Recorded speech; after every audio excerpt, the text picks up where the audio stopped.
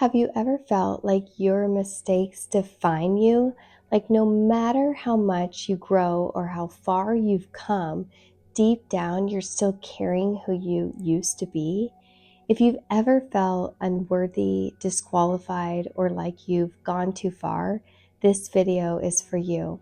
Because shame is real, and it doesn't just affect how we feel, it affects how we see ourselves. But here's the good news. Shame doesn't get to have the final word. God does.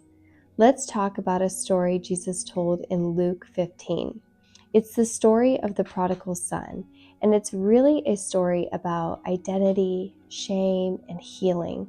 Jesus said, "There was a man who had 2 sons. The younger one said to his father, 'Father, give me my share of the estate.' So he divided his property between them. Not long after that, the younger son got together all he had, set off for a distant country, and there squandered the wealth in wild living." Then it says, after he had spent everything, there was a severe famine in the whole country, and he began to be in need. So he went and hired himself out to a citizen of that country, who sent him to his fields to feed pigs. He longed to fill his stomach with the pods that the pigs were eating, but no one gave him anything. And then comes the turning point. When he came to his senses, he said, "How many of my father's hired servants have food to spare? And here I am starving to death. I will set out and go back to my father and say to him, 'Father, I have sinned against heaven and against you. I am no longer worthy to be called your son. Make me like one of your hired servants.' So he got up and went to his father." Do you hear the shame in his words? He doesn't say, "I'm going back home as a son." He says, "I'm no longer worthy." Shame convinced him that he lost his identity.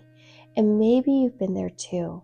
You believe God has forgiven you, but deep down you still feel like you don't belong. So you show up, but you keep your heart guarded. You serve, but you hold back. You believe, but you still feel like a servant, not a child. But here's what happens next. It says, "But while he was still a long way off, his father saw him and was filled with compassion for him. And he ran to his son, threw his arms around him, and kissed him." Then the son tries to give his speech. "Father, I have sinned against heaven and against you. I am no longer worthy to be called your son." But the father interrupts him. "Quick, bring the best robe and put it on him. Put a ring on his finger and sandals on his feet. Bring the fattened calf and kill it. Let's have a feast and celebrate. For this son of mine was dead and is alive again. He was lost and is found." So they began to celebrate. Did you catch that?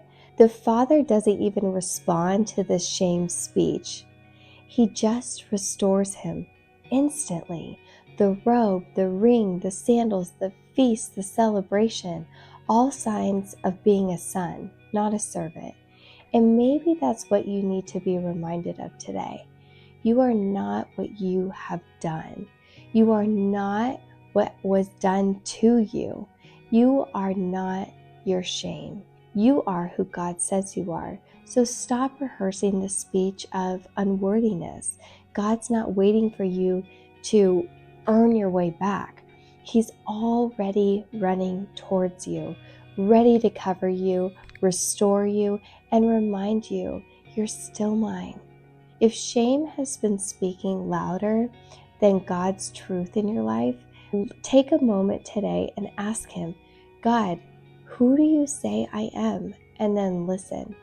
Write it down, pray it over yourself, replace every lie with His truth, because shame might try to define you, but God calls you redeemed, restored, and deeply loved. If this message spoke to your heart, I'd love for you to hit the thumbs up button. And if you're on a journey of healing or rediscovering who you are in Christ, go ahead and subscribe. You're not alone, and I'd love to walk with you. You are fully known, fully loved, and fully His.